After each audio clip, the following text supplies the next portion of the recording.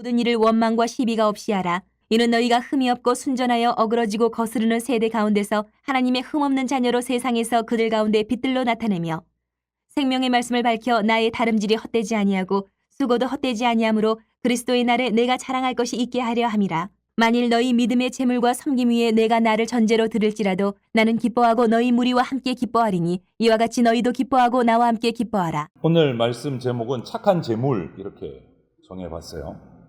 우리가 하나님의 구원을 이루어가기 위해서 성화의 과정을 살아가는 그 삶을 살기로 다짐을 합니다. 믿은 그리스도인들은. 그리고 시도를 해요. 이렇게 살아야지 하고. 그런데 자꾸 실패할 때가 많죠. 쓰러질 때도 많고. 각오는 했는데 각오대로 하지 못할 때도 많고. 이런 이유가 뭘까요? 그리스도인으로서 난 그리스도인답게 살아야지 했는데 자꾸 그렇게 살지 못할 때가 종종 일어나는 이유가 뭘까? 바울은 오늘 본문에서 그 이유를 원망, 시비 이 두 가지 때문에 그렇다 얘기를 해요. 원망과 시비 때문이다 라고 말을 해요. 이 원망, 시비가 뭐냐? 신약 성경은 헬라어라는 언어로 원문이 적혀져 있어요. 그래서 이 헬라어 성경을 보면 원망이라는 말을 공비모스라는 단어를 쓰는데 불평하다, 투덜대다 이런 의미가 있어요. 사전적 의미가 원망이.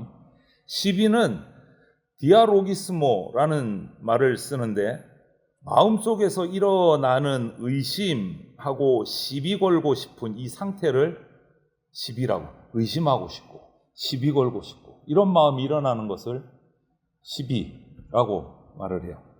이 원망과 시비가 우리가 그리스도인답지 못하게 사는 원인이다 라고 말하고 있어요. 그것을 오늘 빌립보 교회에다가 오늘 본문 14절에서 모든 일을 원망과 시비가 없이 하라 이렇게 권면을 하면서 본문을 시작을 해요.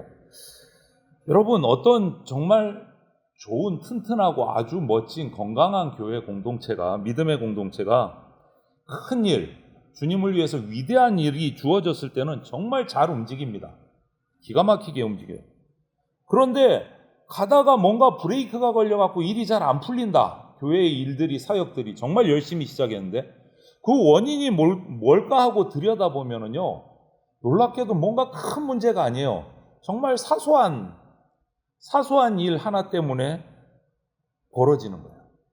사소한 일 하나 때문에. 왜 그런 일이 벌어지는 것일까? 여기에 사탄의 아주 중요한 전략이 숨어 있습니다. 사실 우리가 하나님 나라를 위해서 그리스도인으로서 뭔가 큰 일을 하고 헌신을 하고 우리가 섬기고 해서 이 계획이 진행될 때요, 사탄은 방해할 엄두를 못 냅니다, 사실.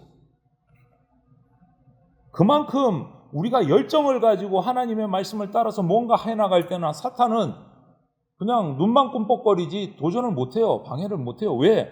하나님의 다스림을 받고 있는 모습이 그들 가운데서 나타나기 때문에 함부로 방해를 못하는 거예요. 왜? 그들은 하나님의 뜻을 묻고 열정적으로 하나가 돼서 사랑하면서 그 일을 해나가기 때문에 아주 치밀하고 단단합니다. 흔들리질 않아요. 그런데는요, 사탄이 찝쩍거리지를 못해요. 그냥 바라만 보고 있는 거예요. 바라만. 뭘 바라보고 있을까요? 틈. 사소한 틈을 바라봐요. 사탄은 맞짱 뜨지 않습니다. 가만히 쳐다보고 있다가 틈새를 공략합니다.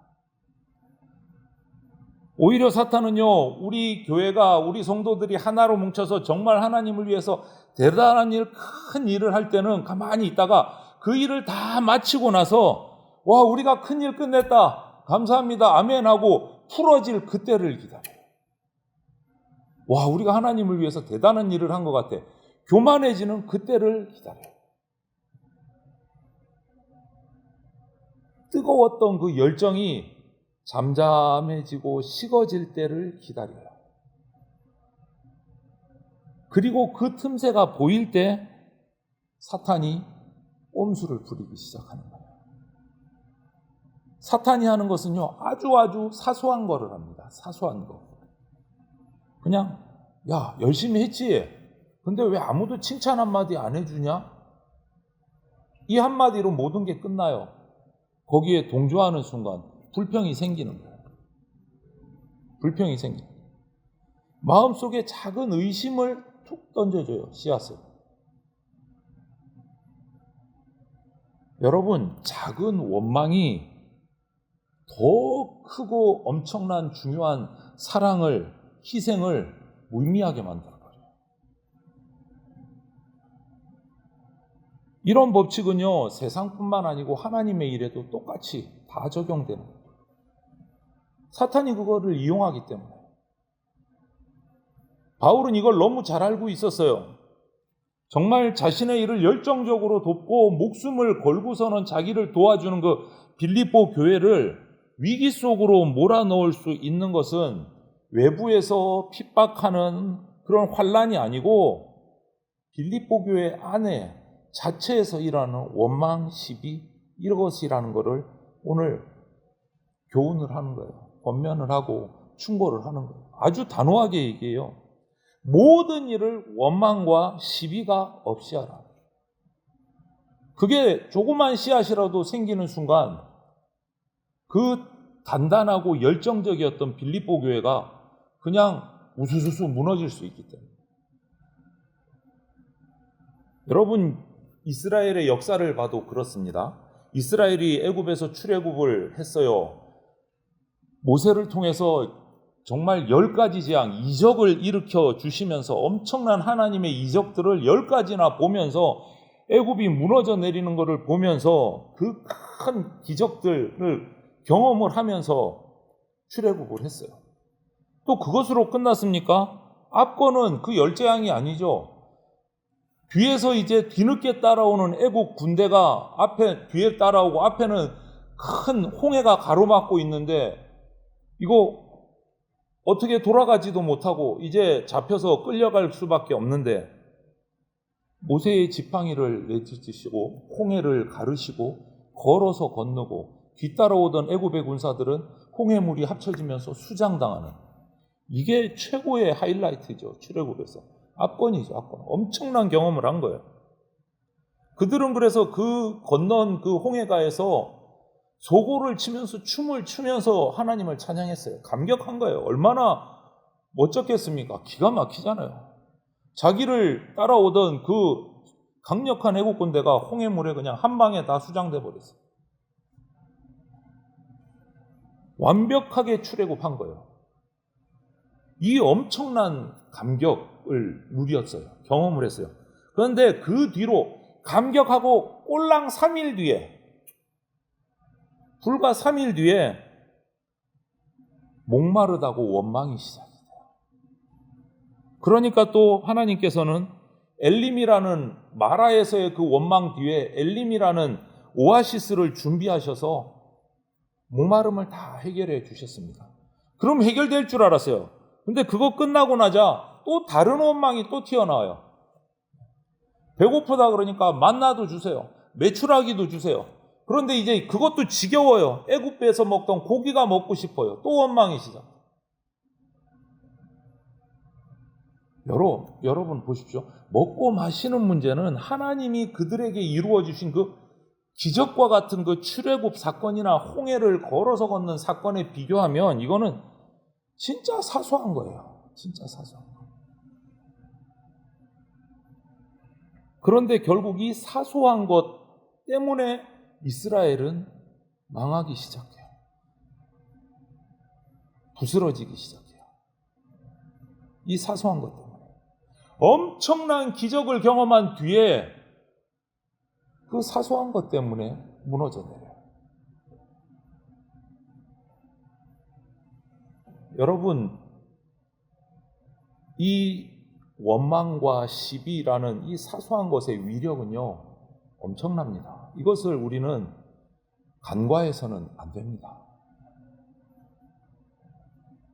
오히려 여러분 보면 하나님의 정말 큰 비전을 받아가지고 움직이고 그 일들을 이루는 하나님의 사람들은 사실 그렇게 많지 않습니다. 소수예요, 소수. 위대한 이 신앙의 인물들은 소수입니다. 성경을 봐도 그래요.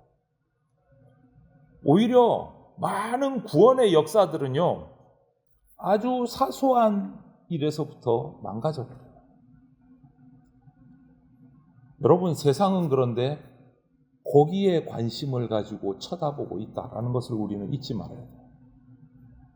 사탄은 우리의 틈새를 바라보고 있습니다. 그렇다면 왜 이렇게 될까? 바울은 2장 15절에서 세상 사람들을 이렇게 표현합니다.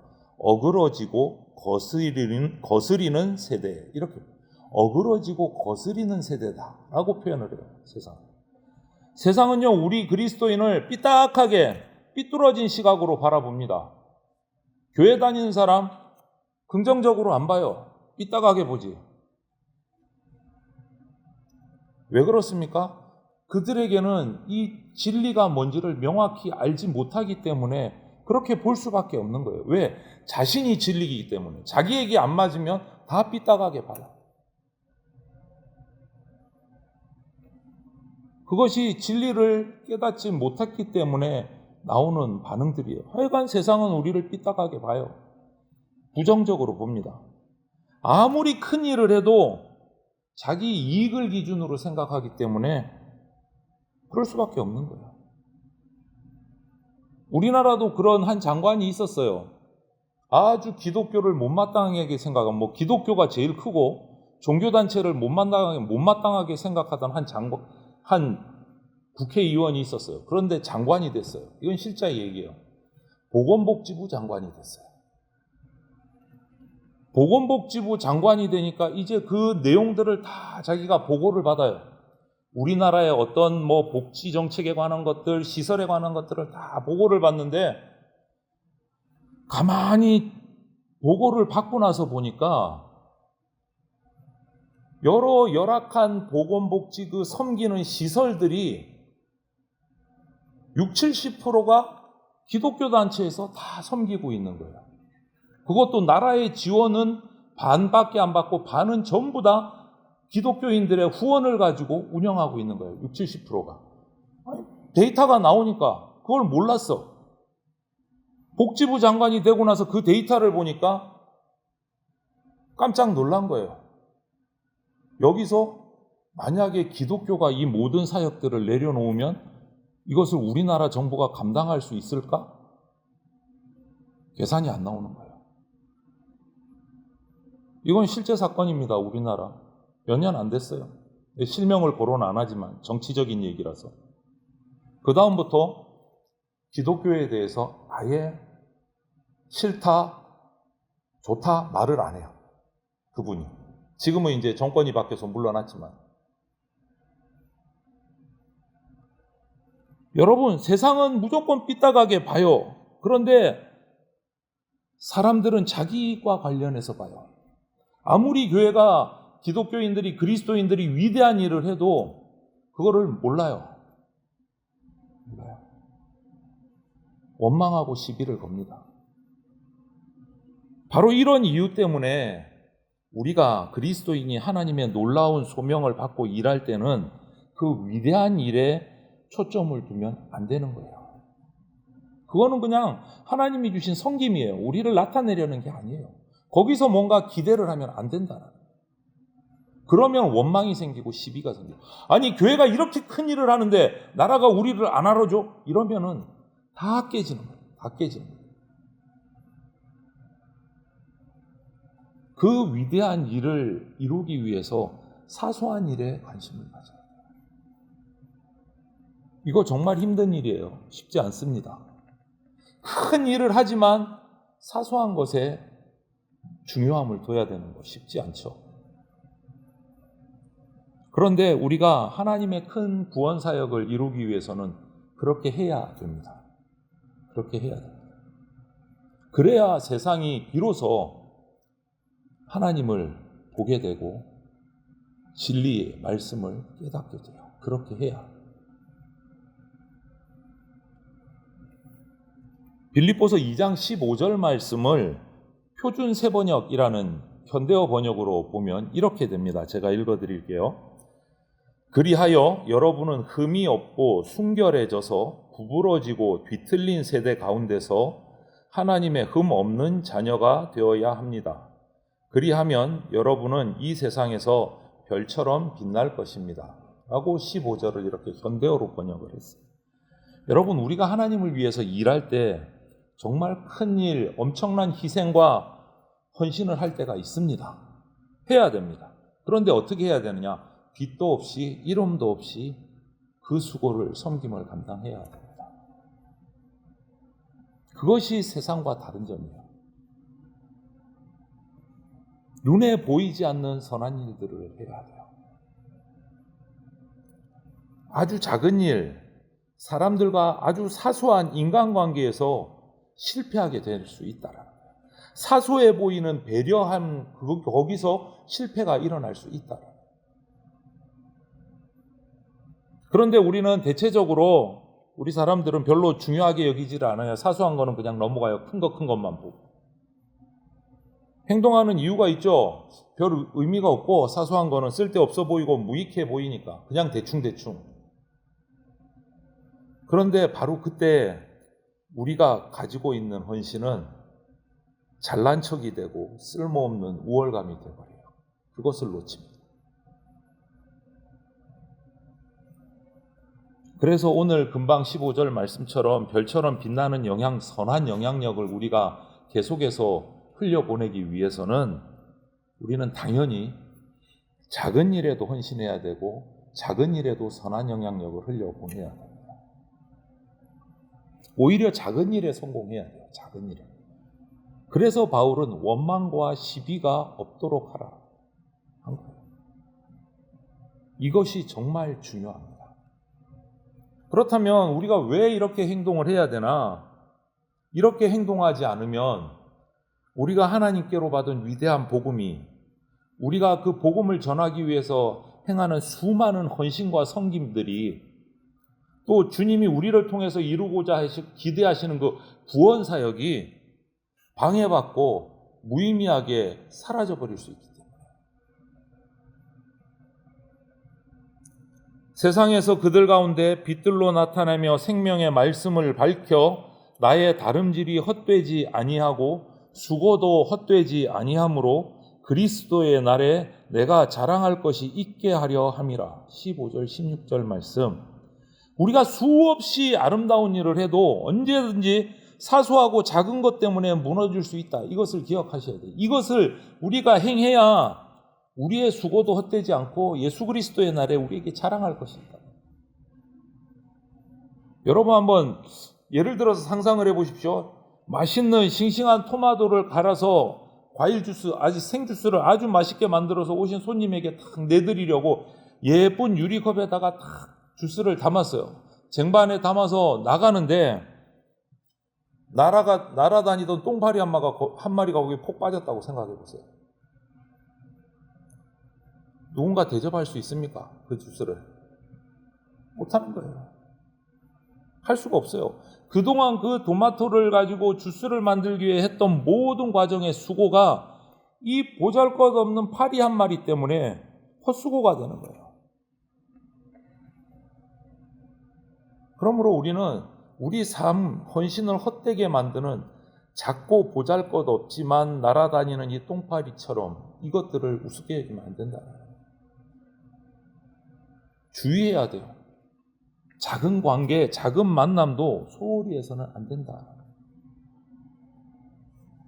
이것을 잘 알고 있었던 사도 바울이 오늘 자신을 정말 잘 돕고 큰 선교 사역을 감당하고 있는 빌립보 교회를 향해서 그래서 이 말을 하는 거예요.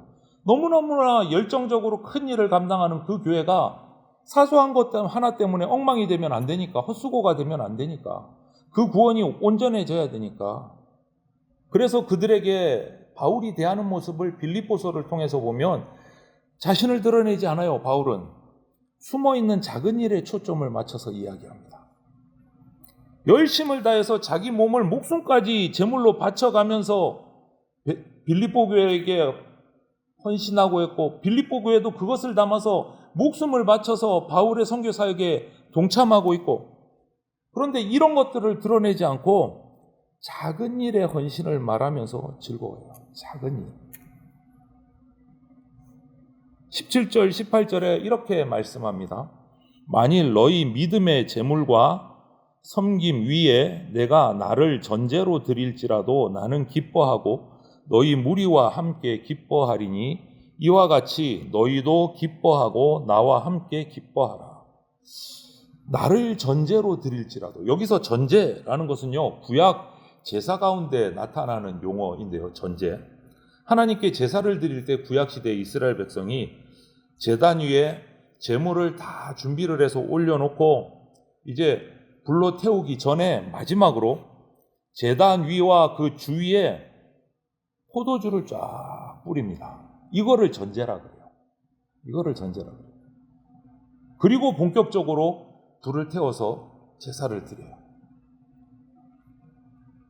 제사에서 가장 중요한 제물은 그 제단 위에 드려지는 그 양과 소들이죠. 잘 장만해서 올려 드려야 돼요. 그런데 뿌리는 포도주 전제는요, 이 본격적인 제사를 돕는 그냥 보조 역할이에요. 보조 역할. 눈에 잘 띄지 않는. 그러니까 이 바울의 이 말은, 바울의 주 관심은 뭐냐? 하나님의 거룩한 일을 하고 구원을 이루는 일에 전심을 다하기는 하지만 내가 그 일에 전제로 드려져도 기뻐한다. 이 말이에요. 내가 메인이 아니고, 내가 센터가 아니고, 내가 양도 아니고 소도 아니고 메인 제물 아니고 그냥 제사 드리기 전에 조금 뿌리는 그 포도주와 같은 전제가 돼도 나는 기뻐한다. 이렇게 얘기합니다. 이 제사를, 거룩한 제사를 하나님 앞에 제대로 드리기 위해서 포도주를 뿌리는 것과 같은 매우 작고 보잘것없어 보이는 사소한 일에도 내 자신을 기꺼이 다 바치겠다. 너희도 나처럼 같이 하자. 이 얘기를 합니다. 여러분, 저와 여러분은 두렵고 떨림으로 주님께서 기대하시는 이 구원을 이루어 가야 됩니다. 성화를 이루어 가야 돼요. 그런데 그 구원을 이루어 가는데 사소한 것 때문에 무너질 수 없잖아요, 여러분. 사소한 것 때문에. 사소한 것 때문에 그럴 수 없잖아요. 그렇기 때문에 사소한 것에도 최선을 다하고 목숨을 거는 것, 그것이 사도 바울이 말한 진짜 착한 제물이에요. 착한 제물. 전제와 같은 그 포도주와 같은 제물. 순간순간마다 이런 착한 제물을 드리는 삶을 우리가 살아내서 하나님의 구원 사역을 이루는데 주님 다시 오실 때 착하고 충성된 종이다 라는 칭찬을 받고 상급을 받는 저와 여러분들이 다 되시기를 주님의 이름으로 축원을 드립니다. 아멘.